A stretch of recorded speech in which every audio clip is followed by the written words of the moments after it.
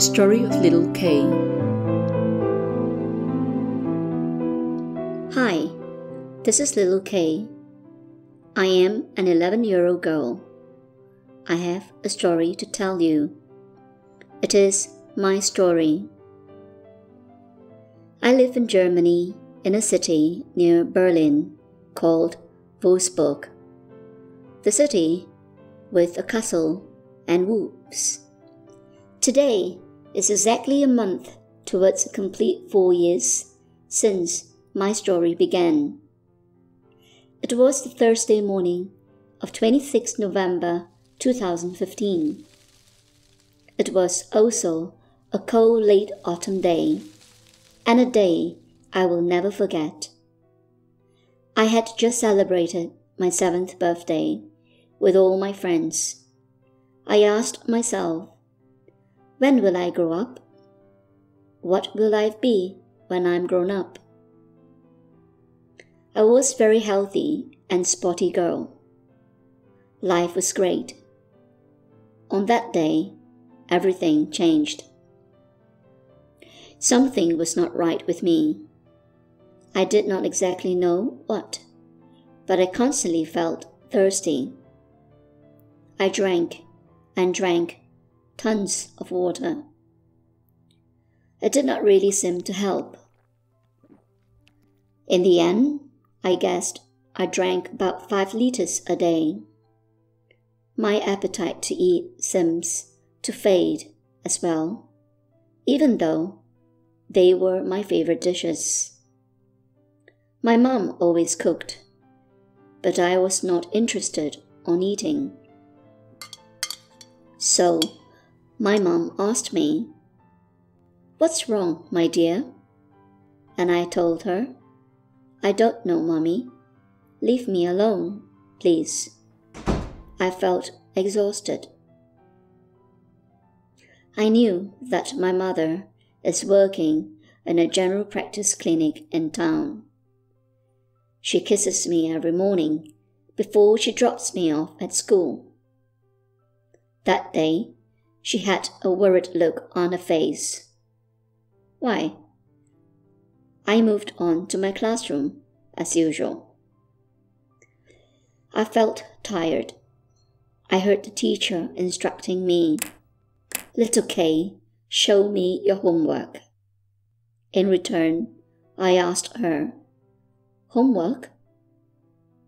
Day in, day out, at school or in my neighborhood, I was so eager to go out and play with my friends. Sadly, I felt powerless and fading away. I always had my breaks at school with my friends, and I saw how all my friends enjoyed their food so sumptuously. But I did not know why I did not seem starving at all, though I did want to join them, and that I could hear my tummy constantly making loud noises. I felt so weird compared to all my friends at home and at school, but I did not understand what was happening with me. After the 9:30 break, I dazzled back to my chair. My stomach kept on growling. "Little K, are you all right?" questioned my best friend, who shared the same desk in class with me. I answered her, "I don't know, Mary." A few minutes later, I sank on our desk and muttered, "Let me sleep, Mary." I could hardly open my eyes. I perceived flashes of moments. My math teacher's eyes were wide open while touching my shoulder, and the next moment, my mom was rushing with me in her arms out of a blurry building. Suddenly, I was sitting in a car. We were moving fast. "Mommy, where are we going?" "Please, let me sleep, Mommy." My strength was vanishing very swiftly.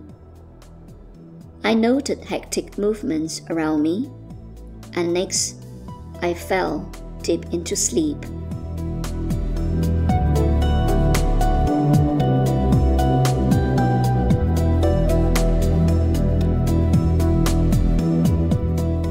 My senses slowly came back. I saw myself lying in bed. People with white coats shared warm smiles with me. I was packed nicely under a warm blanket. On the right, I saw my mom, anxiously expecting a glimpse of my reaction. "What happened, Mommy? Why all this? Where am I, Mommy?" Everything looked so strange. I saw 2 white-coated women holding me tight. Mom seemed to breathe hastily, and I felt pain on my thigh. The needle pierced through my body. Naturally, I fought back. I was in a lot of pain. Mom's shadow rushed out of the room. My vision steadily became clearer, and I realized that I was in a hospital. The nurses followed the daily routines with me. They started explaining patiently that I needed a medicine called insulin every day. The only way they could give it to me was by injecting it regularly.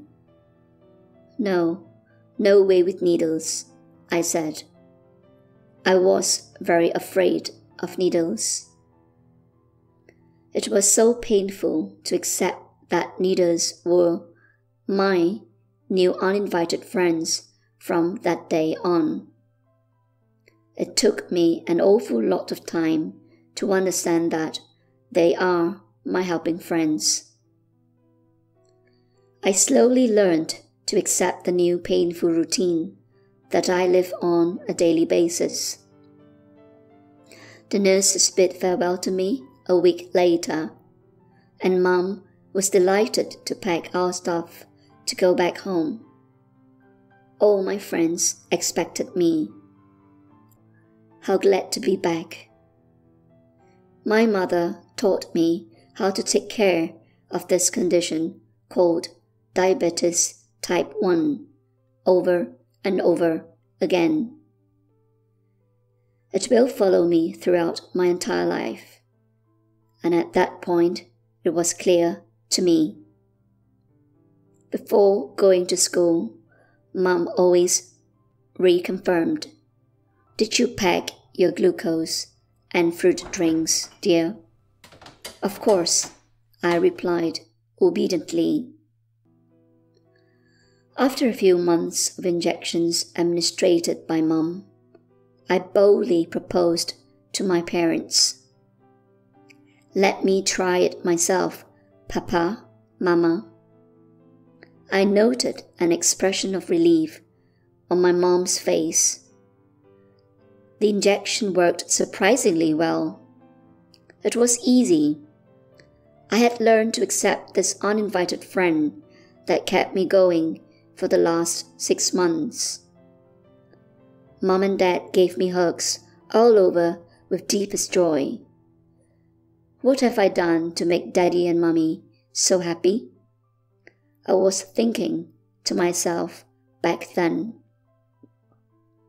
Well, after going through lots of deep thinking, I finally realized that it was my turn to get back on track all by myself, without putting Mommy and Daddy in so much trouble. I was back at school, and 2 years passed so quickly. Mom organized a trip to a German island called Sylt. This is where I made wonderful friends. Beautiful place where I found kids of my peers telling me similar stories. What a relief. How great it is to have friends that understand my side of the story without words. Back at home, I continue to keep in touch with those friends from Sylt and it makes me feel so great. I have just turned 11 years old today. This is my story. I'm living my new chapters from that fateful day onwards. In a month's time, it will be 4 years after this new life of mine began. I'm not a hero.